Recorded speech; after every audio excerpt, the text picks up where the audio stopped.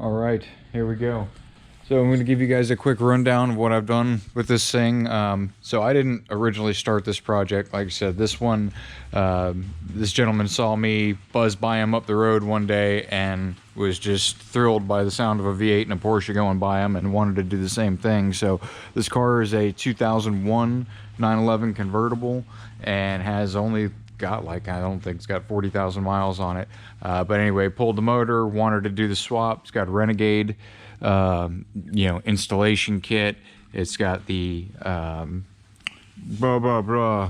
Kennedy Engineering adapter plate, stuff like that. It was all kind of part of the kit. That was all kind of done before I got it. I kind of got this after it had been through several hands, so I needed to make it work. So it took a little bit of additional effort, I think, than it would be if I had started it out of the gate, but I'm pretty happy with where we've gotten with everything. So the motor itself is a ex-IMSA race motor built by Genelosi Racing. I'm not sure exactly what they go by their name now, but the gentleman who owns this car has helped them out, and so this actually came out of a IMSA race car.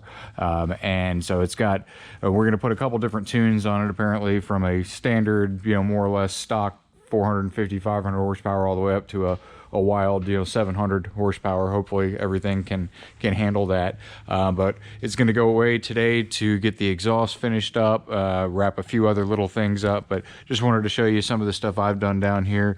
All the wiring, tried to protect everything as much as possible from heat, anything that could potentially melt or cause issues. It looks like there's a lot of space down here. By the time you get up top, it's very tight, so getting all this stuff to work right and flow is pretty difficult. I do have an extra catch can here, breather can, that's plumbed back into the intake system. Obviously the alternator setup. We do have the air conditioning on it, although we don't have the lines plumbed yet. Just going to basically take the factory lines that we've got and make some extensions onto it to run it up to the compressor there. So that's what that wire is hanging. Otherwise, we've got the whole bottom side's pretty well wrapped up. Otherwise, I do have an oil cooler over here that's tapped in above the filter. That's what these lines are. I don't have it mounted extremely well, so that's one of the things that the guys at this fab shop that it's going to are going to try to take care of. And let me see, make sure you guys can see that. Yeah, so anyway, I've just got the line running, one above the trans mount here and one below it. So, that's basically the only place I could fit it to get any sort of airflow. But other than that, a lot of this stuff is stock. People kind of wonder, like, oh, what do you do with transmission stuff? Stock gearbox, that stuff is all in there, stock, no problem. We do have the upgraded clutch in it. So that's one thing that I would highly recommend, because there's no point in doing all this and then putting a stock clutch in it. You just waste your time. But there's been a few things done with this that I probably wouldn't have done, as far as reversing the intake, but that was decisions made before I was involved with the project. And we may have to do a few things with regards to belt alignment. I would highly recommend, if you guys are going to do this kind of swap, get all your belt stuff sorted out well before you put it in the car, because it's so much more of a pain in the butt to deal with in the car. So not something you want to have to mess with. But we've got coilover suspension on it. It's got these nice OZ Racing wheels on there. Stock brakes, which I'm sure he'll want to upgrade after he drives it a little bit with the additional power. My Boxster was good, but once I upgraded the brakes, it was a lot better. And I didn't really do anything crazy. I just put like Hawk pads on it and things like that. So got all the underbody panels on here. That's one thing I really enjoy about doing these projects, is making it kind of sleeper mode, because really until you get into the underpinnings, you wouldn't know this thing's got that big V8 in it. And so the other thing, so I've got not sure how much you'll be able to see here with the steering rack. Like I said, I've done the let me see if I can turn the camera on. Done the power steering, electric power steering upgrade for the RSR steering pump, which I've got plumbed just right up into the front there. Can't think of RSR Racing, I think, is where I got the fittings to go from the steering rack to the AN lines, and then AN lines right up to the pump there. So got that, which I'll show you from up top, and you hear that thing spool up. I think from the bottom side, that's about it. This thing does have upgraded radiators, CSF radiators. I would highly recommend doing that as well. I know it also had a limited slip diff put in it at my old shop by my old boss, so should have these things, yeah, rocking in the same direction. So that's going to be a big plus for traction. But yeah, so that's pretty much it from the bottom side. And we lower this thing down and show you a little bit more from the top. Alright, so I got the car basically still in service mode right now, so you guys can see some of what we did here. Put this up.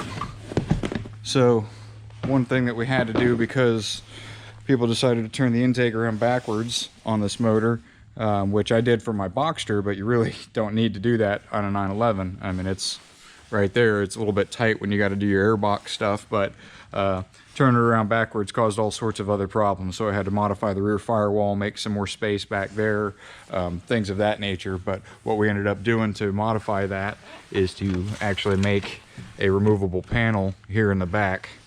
So, bam, got access to the map sensor, you know, throttle body, things like that, some of the injectors, coils. So makes it a little bit more serviceable. And the convertible top does still work, so that's an added bonus. So we'll get that wrapped up here, because this has got to go over to the shop, and like I said, I'll get things generally in place. But with regards to this stuff, like I said, I would recommend getting your belt stuff sorted a little bit beforehand, because nothing off the shelf really works. I think I need to modify that bracket and or get the alternator to come out a little bit more, just to make things tip top. But got all the steam vent lines hooked up, everything, got my adjustable fuel pressure regulator in there. Otherwise, you know, really the key to this is trying to keep things, you know, as much of the Porsche stuff tied in as possible. So I've got a Porsche coolant temp sensor tapped into the other head around the back there, and again, you just take the wiring, cut out what you don't need, and then use the rest. So we've just got that coming over in this pigtail wire there. That's the stuff that's tied into the factory plugs, which you can't really see, they're hidden behind that air filter there. But yeah, other than that, you know, like I said, it's just a matter of trying to make all the lines work and everything, plumb it into the factory cooling system, things like that. Got the brake booster line tapped into the intake manifold, into the back side there, into that custom piece that was made. I didn't do that, but you know, yeah. So otherwise, like I said, it should look and appear for the most part stock until you look a little bit deeper at it. Obviously, in the back seat here, we've got GM fuse panel and ECU sitting there, and we'll get the guys over the shop. We'll clean that up a little bit more. We're gonna try to see if we can't get this panel back in, kind of cover some of that up. And I know guy wants to put a roll cage in it back here, things of that nature. So like I said, that's some of the stuff that'll be taken care of over at the shop. And then other things that are gonna be done, let's see, what else? Oh yeah, with the steering pump over here. So like I said, this is just a 911 RSR electric steering pump. Pretty straightforward to wire up, just power, ground, and 3 signal wires to get it kicked on. And I just made a little mount and mounted it to the firewall there, to the frame rail there, kind of crudely, but got that coming up to its own fuse block here, and then just wired into the, you know, to the battery powers and grounds, things of that, like that. So yeah, we'll get the battery hooked up and get it fired up real quick, make sure it's still running, then we'll get the trailer hooked up, see if we can get this thing loaded up and over to the shop. I'm not exactly, I think it's Fuller Moto or something like that. I understand this guy does like TV stuff and whatnot, so I know I don't pay attention to that sort of stuff, so y'all may recognize it, but we'll see if we can't get this thing loaded up, and I'll give you another once over once the top's all buttoned up and everything. But yeah, here we go. All right, do a quick fire up. I got the battery hooked up and everything. Got thing I need to put it, you know, get everything locked down. But I'm gonna just turn the ignition on so you guys can hear this electric steering pump stuff fire up at first.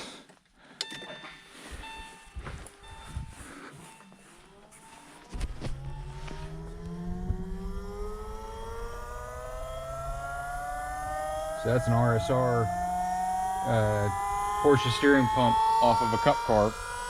So I haven't tested it out yet, but hopefully it works awesome. Certainly makes plenty of noise, let you know it's there. So let's see if we can get the car fired up real quick. Oh, well, Yeah, I'll just do it from up here.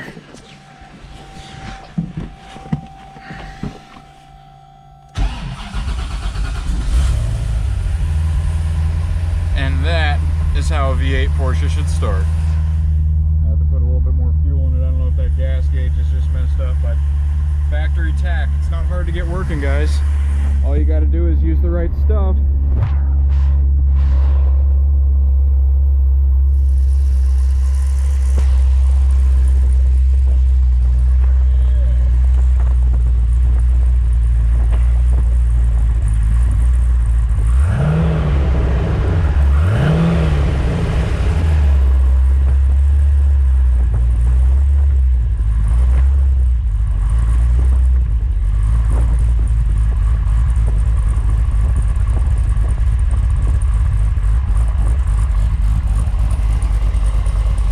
Settling in a little bit, not too shabby. So I'm gonna get some extra gas in this thing, get it buttoned up, see if we can't make it happen. All right.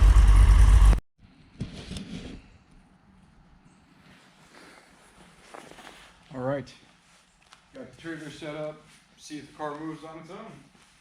I know the wheels spin when it's on the lift, but doesn't mean the clutch is all right and everything. Let's see.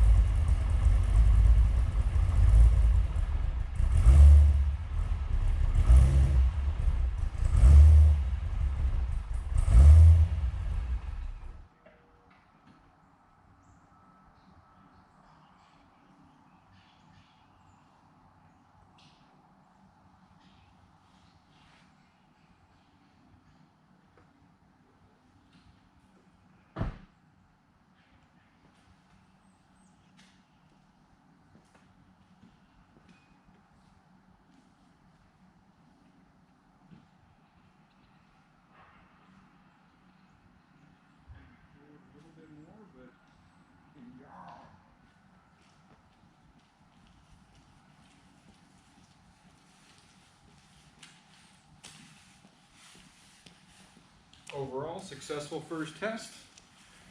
Car runs, car drives. Car is now on the trailer. All right, got everything safely loaded up. Car's on back there, ready to roll. Good to go. So we are headed, like I said, I think it's Fuller Auto, Fuller Moto, something like that.